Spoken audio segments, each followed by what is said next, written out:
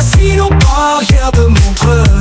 Votre émission avec le Casino Barrière de Montreux. Philippe Morax. Bon, paraît qu'il est marrant, alors fais-nous marrer. À cette heure-ci, c'est quand même pas toujours évident. Ça pique un peu, c'est tôt, hein? Comment ça va?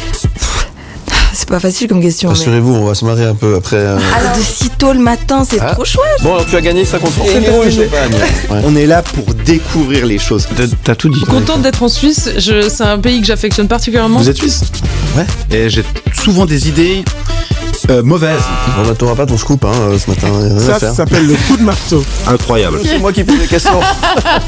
L'invité du matin. Ce matin, nous parlons d'Agisson qui réclame la gratuité des transports publics, une initiative en préparation. En effet, le mouvement citoyen Agisson milite donc pour la gratuité des transports publics régionaux dans chaque canton. Soutenu par 4000 signatures, le groupe envisage de lancer une initiative populaire fédérale au printemps 2025 pour concrétiser cette vision. Alors, ce n'est pas leur première action en la matière de mobilité. En avril dernier, Agisson avait déjà proposé un abonnement annuel de 40 francs, calqué sur l'exemple de la vignette autoroutière. Cette initiative cantonale avait été invalidée par le Conseil d'État, invoquant la nécessité de faire couvrir une part des coûts par les usagers. Cette nouvelle tentative, portée à l'échelle fédérale, illustre une grogne croissante face aux tarifs jugés trop élevés encore aujourd'hui.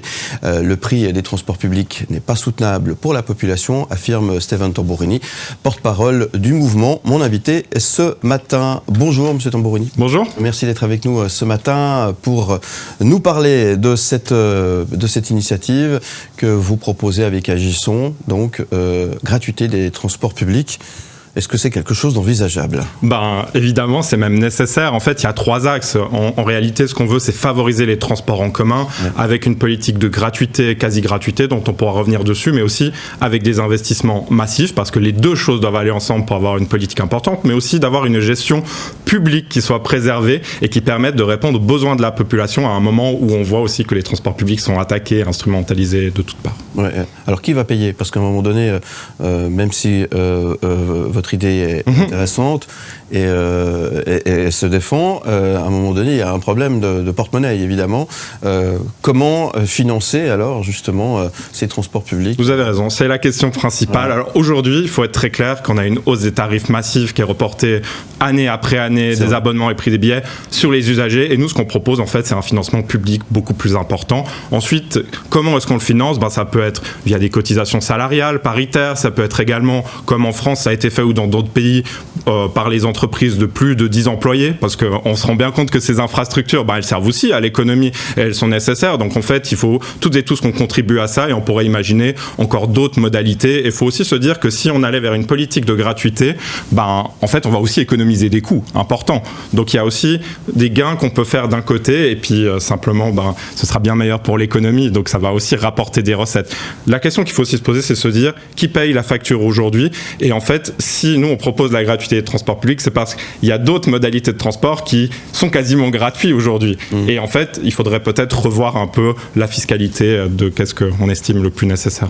Ça existe déjà dans certains pays, ça existe déjà la gratuité totale. Dans de nombreux pays, dans de nombreuses régions différentes, aussi des villes. Alors en France, il y a quasiment plus de 2 millions de personnes qui sont sous des régimes de gratuité avancée. Si on veut un cas comparable, il y a le Luxembourg par rapport à la Suisse, il y a aussi eu Tallinn en Estonie, au Brésil. On voit qu'il y a un mouvement en fait général qui se passe dans de très nombreux pays, mais aussi, comme je l'ai dit, à des régions locales. Il y a aussi des entreprises qui mettent ce genre de mesures en place. Donc voilà, on s'inscrit un peu dans cette tendance générale. Alors, il y a beaucoup de compagnies de transport privées aussi. Comment pourrait-elle s'y retrouver dans votre idée? La question, c'est pourquoi la gratuité, ça pourrait être intéressante pour elle. Alors, on a vu notamment à Dunkerque qu'il y a eu des études qui ont été menées que la qualité des conditions de travail se sont améliorées avec la gratuité, parce qu'en fait, notamment pour les salariés, il y a eu un bien meilleur, on va dire, accueil aussi auprès de la population. Donc il n'y a plus la grogne de l'augmentation des transports publics, mais aussi une relation qui est absolument différente, et simplement aussi une gestion qui peut être plus simple des transports en commun. Après nous, on n'est pas les experts du domaine, c'est aussi aux personnes, aux individus, aux experts, aux entreprises de pouvoir gérer ça. Nous, ce qu'on veut, c'est que les transports publics servent le bien commun et que ce ne soit pas poursuivi pour des questions de profit, parce que sinon, on sait qui vont être mis de côté. Ça va être, on le voit d'ailleurs sur l'écran, ça va être les régions périphériques et la fracture territoriale va vraiment s'accentuer. Donc, pour nous, c'est un commun qu'on doit vraiment investir dedans et décider de ne pas le donner, on va dire, à des très grandes entreprises. Ouais. Parce que là, il y a un risque de libéralisation sérieux du domaine des transports en commun. Ouais, alors là, vous attaquez quand même à un gros dossier. Ça ne va pas être simple. Vous êtes prêt à monter à Berne, aller développer et expliquer votre projet. Et ça ne va pas être simple. Hein. Absolument.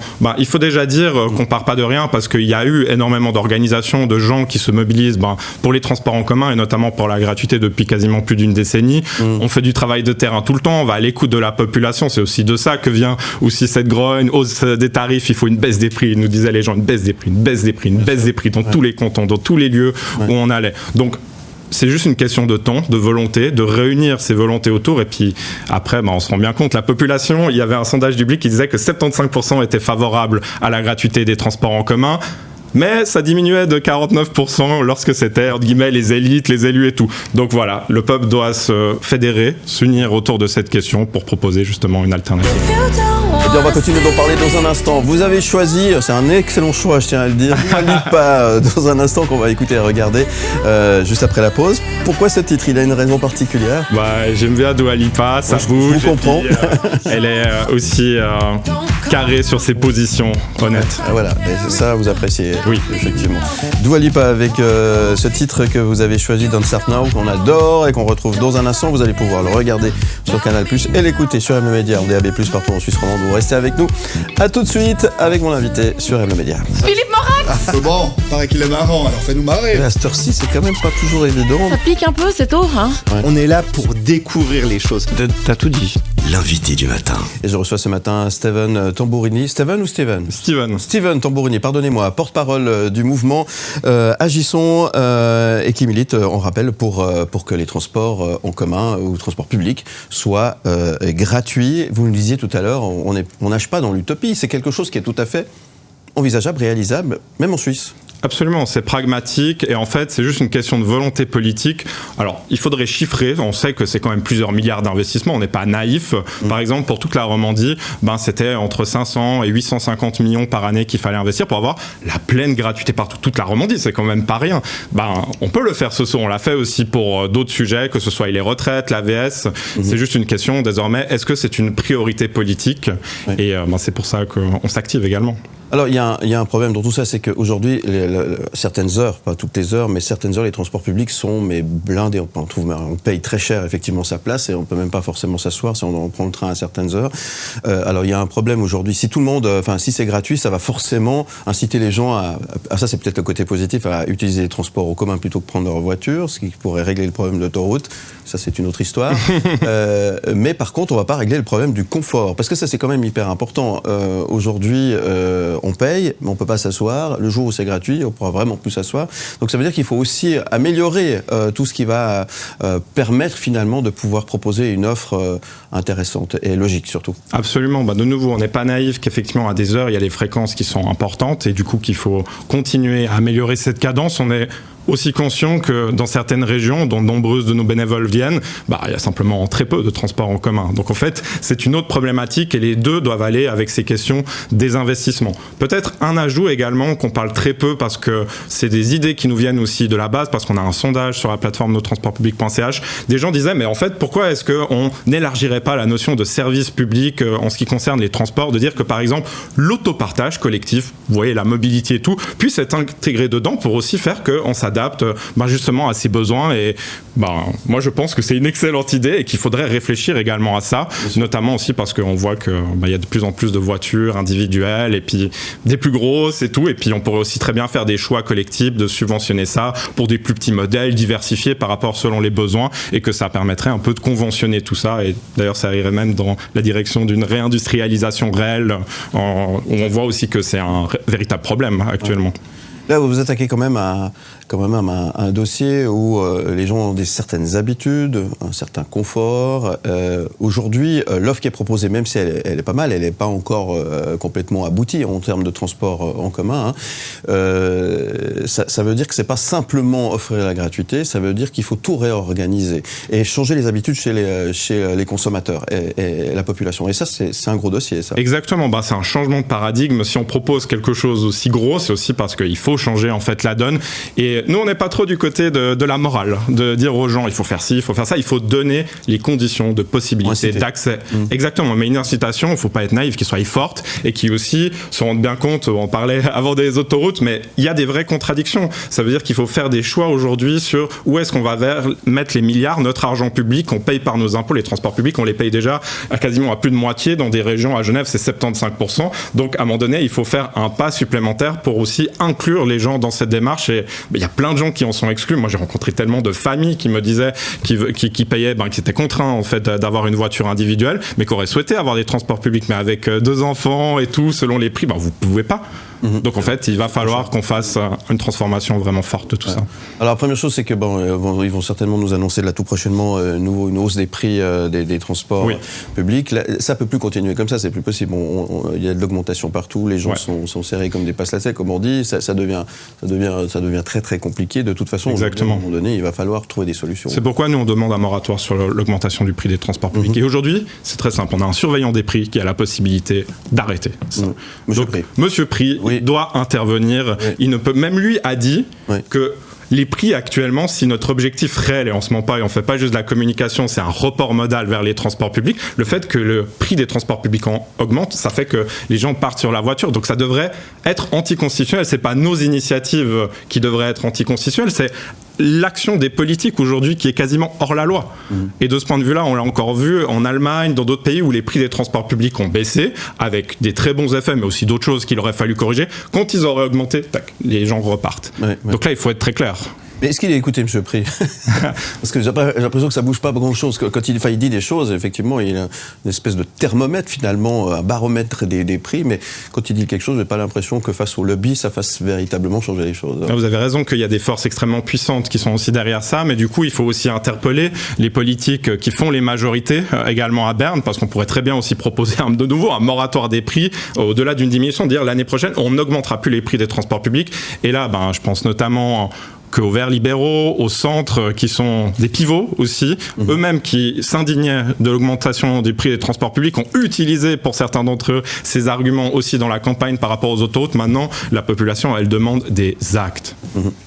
L'impact environnemental est évidemment non négligeable. J'imagine que ça fait aussi partie de votre plan d'attaque, si je puis dire, parce que aujourd'hui, il faut qu'on trouve des solutions aussi. C'est hyper important si on veut atteindre les objectifs qui sont fixés, notamment au niveau écologique. Ça aussi, ça fait partie des choses qui sont pas forcément toujours entendues. C'est clair. Il faut dire que c'est une mesure de justice fiscale, de justice sociale, mais c'est aussi pour aller dans cette direction-là et aussi pour faire qu'on transforme en fait l'écologie. Elle doit être pratique, elle doit être populaire pour les gens qui puissent être entraînés dans un projet. Et de nouveau, on n'est pas naïf que la gratuité des transports en commun, ça va pas tout faire. Mais grâce à ça, on peut aussi créer une adhésion et créer en fait un changement de paradigme. Et autour de ce changement de paradigme, aussi avoir une bifurcation très forte. Parce qu'après, il faut donner la volonté et ensuite il y a la planification écologique qui doit se faire derrière. Et les choses vont changer sur des dizaines d'années. Mais il faut acter une rupture par rapport à la tendance et au risque qu'on a. Aujourd'hui, on baisse les budgets des transports en commun à des niveaux fédéraux. Et aujourd'hui, les politiques ne nous disent pas ce que ça veut dire. C'est l'augmentation des prix, certaine. Si 30% des coûts vont être plus importants, nous dit l'Union des transports suisses, ça veut dire que les prix vont augmenter. Quelqu'un va devoir payer.